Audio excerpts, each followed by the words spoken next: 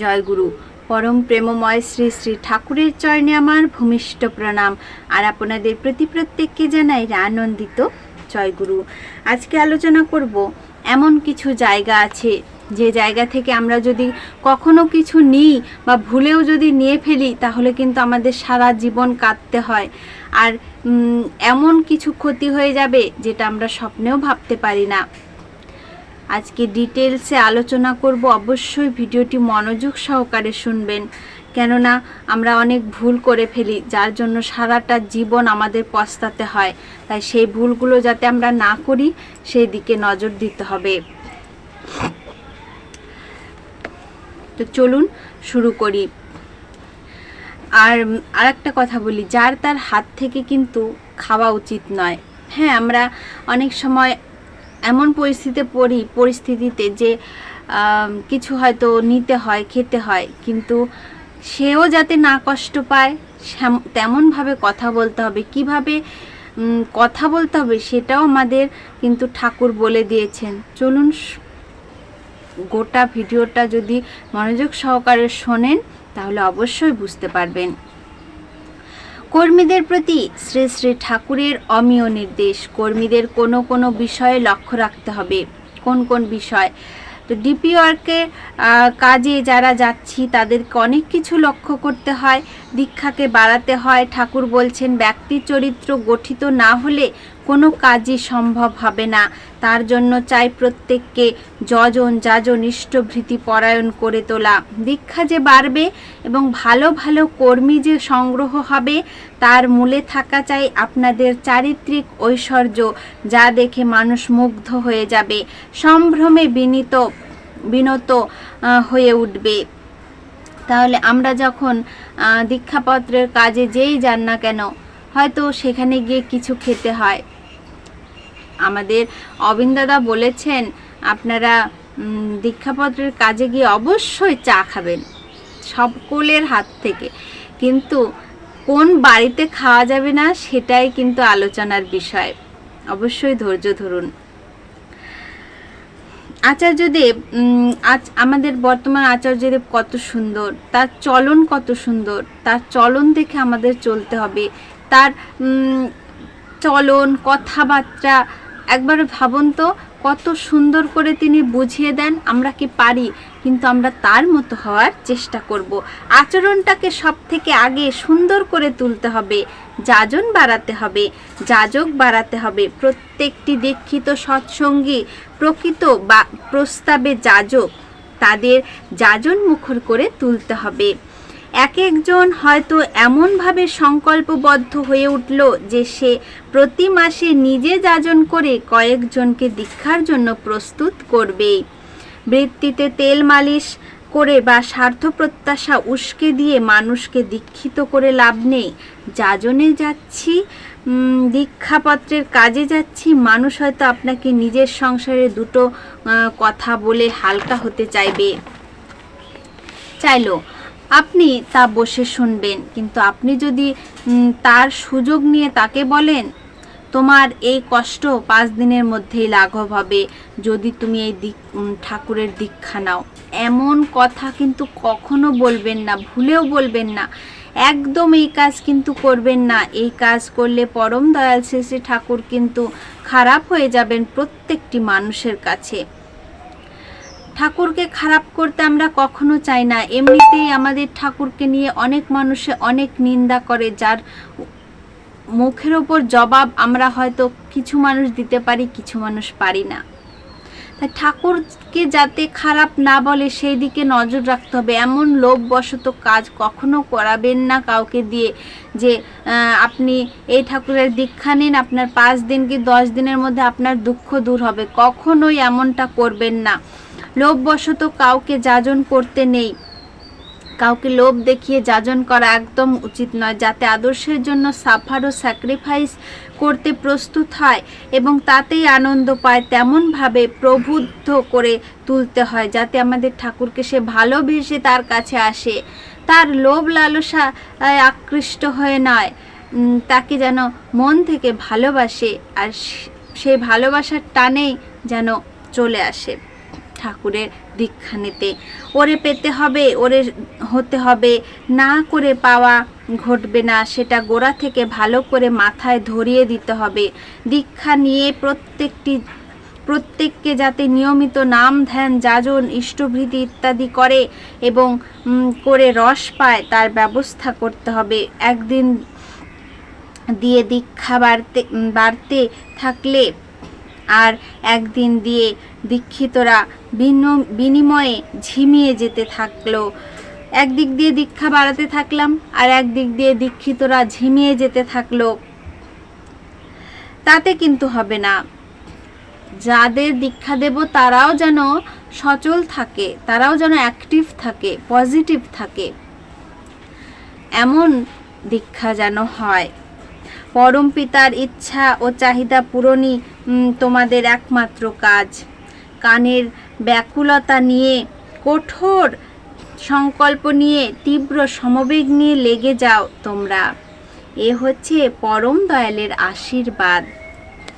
কোনো কাজ হবে না বলুন তো? কেন কাজ হবে না বলুন তো? অবশ্যই হবে। তোমরা যে যাজন ইষ্টভৃতি সস্তয়নী সদাচার ইত্যাদি নিজেরা পালন করছো ও অন্যকে দিয়ে করাচ্ছ, এতে শুধু দারিদ্র বেকার সমস্যা কেন, বহু সমস্যারই সমাধান হতে পারে। শুধু যান্ত্রিকভাবে করলে হবে না, ইচ্ছাপূর্ণ আবেগ অনুভূতি গজিয়ে দিতে হবে। এই সস্তয়নী সদাচার ইষ্টভীতি এসব যদি আমরা পালন করি তাহলে কিন্তু আমাদের বহু সমস্যার সমাধান হয়। বেকার সমস্যা বলুন, এছাড়াও আরও যাবতীয় সমস্যার কিন্তু সমাধান হয়ে যায়। ভক্তি, বিশ্বাস, আবেগ ও চরিত্র নিয়ে মানুষের দৌড়ে দৌড়ে যাও, বারবার সবাইকে শোনাও যেটা আজ করছি দীক্ষাপত্রের কাজ, কিংবা যেটা হচ্ছে এটা পরম দয়ালের ইচ্ছা, পরম দয়ালের স্বপ্ন, আর এটাই হচ্ছে পরম দয়ালের আশীর্বাদ। তাই তার আশীর্বাদ পালন করা আমাদের প্রত্যেকেরই কর্তব্য, প্রত্যেকেরই আমাদের কিন্তু কর্তব্য। সবাই মিলে, সকলে মিলে আমরা কি পারি না তার এই চাওয়াটাকে পূরণ করতে? এটাই তার চাওয়া, যেটা আমরা সকলে মিলে পূরণ করতে পারি, কিন্তু করতে আমরা চাই না। এটাই হচ্ছে বড় সমস্যা। আমরা করতে চাই না, কিন্তু আমাদের এক হয়ে, আমাদের সকলকে এক হয়ে কিন্তু আমাদের এই কাজটাকে সম্পূর্ণ করতে হবে। তাই ঠাকুর বলেছেন, ভক্তি, বিশ্বাস, আবেগ, চরিত্র নিয়ে প্রত্যেকের দৌড়ে দৌড়ে যাও, সবাইকে শোনাও। বৃহত্তর পরিবেশের মঙ্গল বিধান না করতে পারা পর্যন্ত তুমি যে মহাবিপন্ন, এ কথাটা ভুলে যেও না। বিপদ তোমারই দায়, তোমারই। ঠাকুর বলেছেন নিজের সুখ স্বাচ্ছন্দ্যের আরাম বিশ্রামের কথা ভুলে যাও। আমি দুপুরবেলা খেয়েছি, একটু ঘুমাবো, সে ঘুমানো চলবে না। নিজের আরামের কথা ভুলে যাও, ভুলে বেরো দীক্ষাপত্রের কাজে। একটা কথা সবার মাথায় ভালো করে ঢুকিয়ে দেবেন, পরম দয়ালের বিশেষ নির্দেশ দীক্ষা বাড়াতে গিয়ে যেন একপেশি রকমে না চলে। সব শ্রেণী ও সব স্তরের মানুষের মধ্যে যদি সমান তালে দীক্ষা না হয় তাহলে কিন্তু ব্যালেন্স থাকবে না। অনুন্নত যারা, তারা যদি উন্নতদের সংস্পর্শ না পায় তাহলে কিন্তু এডুকেটেড হয় না। প্রত্যেকটা দীক্ষিতের পেছনে খাটতে হয়, তাকে নিয়ে ওঠা বসা করতে হয়, এখানে নিয়ে আসতে হয়। আনন্দবাজারের গেস্ট হাউসের মানে অতিথিশালার অ্যাটমসফেয়ার, আবহাওয়ায় এমন তরতরে করে রাখতে হবে যে মানুষ আসলেই যেন অনুপ্রাণিত হয়ে যায়, এমনভাবে তাদের রাখতে হবে। সারা আশ্রমে যেন একটা সেবামুখর যাজনের উন্মাদনা ছড়িয়ে যায়, তার ব্যবস্থা করতে হয়। বাইরে থেকে কর্মীরা খুব উদ্দীপনার সৃষ্টি করে, লোক পাঠালো, কিন্তু এখানে এসে মিলেমিশে ঘুরে ফিরে তাদের সেই উদ্দীপনা যদি আরও পুষ্ট না হয়ে ওঠে তাহলে কিন্তু কাজ এগোয় না। এখানেও একদল কর্মীরা রাখা লাগে এবং আশ্রমে যারা আছে সবাইকে সেবা ও যাজনে মাতিয়ে রাখতে পারে। ঘর যদি ঠিক না করেন তাহলে বাইরে যত কাজই করেন না কেন তা কিন্তু দানা বেঁধে উঠবে না। তাই ঘরটাকে আগে ঠিক রাখতে হবে।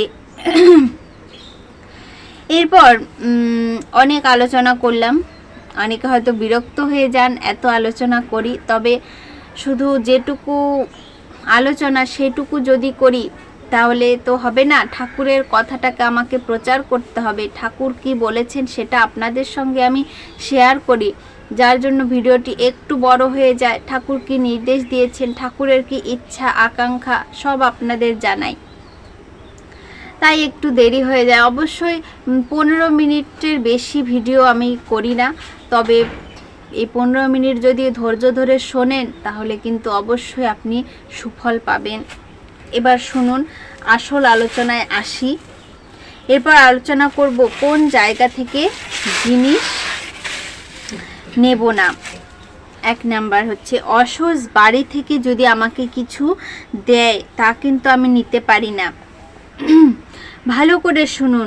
সুরেন্দা প্রশ্ন করলেন, পরম দয়াল শ্রী শ্রী ঠাকুর বলছেন তুমি তাদের বলতে হয় তুমি ওটা এখন রাখো, আজীবন আমাকে দিও, আমার তাতে আপত্তি নেই, কিন্তু এই দুঃখের সময় তোমার কাছ থেকে আমার কিছু নিতে ভালো লাগে না, আর ওটা নেওয়া যায়। আরও অনেক নীতি আছে, সেটা পরে বলছি। তাহলে অসহজ বাড়ি থেকে আমাদের যদি কিছু দেয়, আমরা তো সরাসরি না করতে পারি না যে না আমি তোমার বাড়ি থেকে নেব না, তোমার বাড়িতে অসহজ। কিন্তু এমনভাবে কথাটাকে বলতে হবে, পরম দয়াল শ্রী শ্রী ঠাকুর এমনভাবে কথাটাকে বলেছেন যাতে তারও কষ্ট হবে না, এদিকে আমিও ভালো থাকব। তিনি বলেছেন, ঠাকুর বলেছেন তাদের বলতে হয় ওটা এখন রাখো। তিনি যে জিনিসটা দিতে চাইছেন সেটা তুমি এখন রাখো, এখন আজীবন আমাকে তুমি দিও, আজীবন দিও, আমার তাতে কোনো আপত্তি নেই, কিন্তু এই দুঃখের সময় তোমার যে দুঃখটা চলছে এই সময় তোমার কাছ থেকে আমার কিছু নিতে ভালো লাগে না, এতে আমিও ভালো থাকছি, তারও কোনো খারাপ লাগছে না, এমনভাবে বলতে হবে। আর এই অসহজ বাড়ি থেকে কিছু নেবেন না, কেউ কিছু খারাপ মাইন্ডে নেবেন না, এটা কিন্তু সত্যি কথা যে অসহজ বাড়ি থেকে কিছু নিলে আমাদের কিন্তু সারা জীবন কাটতে হবে, নানান দুঃখ দুর্দশা আমাদের লেগেই থাকবে। আর ওটা নেওয়া যায়, প্রাচীন পদ্ধতি আছে কিনা তা পণ্ডিত মশাইয়ের কাছে শোনা লাগে। কাউকে কোনো সময় আঘাত দিতে নেই, কারণ তাকে যদি আমরা আঘাত দিয়ে ফেলি না, সে হয়তো মুখ ফুটে একটা কথা বলে ফেলে, সেটা কিন্তু ফলে যায়। তাই কারো মনে কোনো আঘাত না দিয়ে তাকে সুষ্ঠুভাবে একটু বুঝিয়ে বলবেন, তাহলে তারও মন রক্ষা থাকবে, আমাদেরও ভালো লাগবে। তো এমনটাই করুন যাতে আমাদের দুঃখ দুর্দশা কোনো দিন না আসে, তা সেইভাবে আমাদের চলতে হয়। আজকের আলোচনা প্রসঙ্গ এই পর্যন্তই, অনেক বড় হয়ে গেল ভিডিও। আপনারা সকলে ভালো থাকবেন, সুস্থ থাকবেন। জয় গুরু।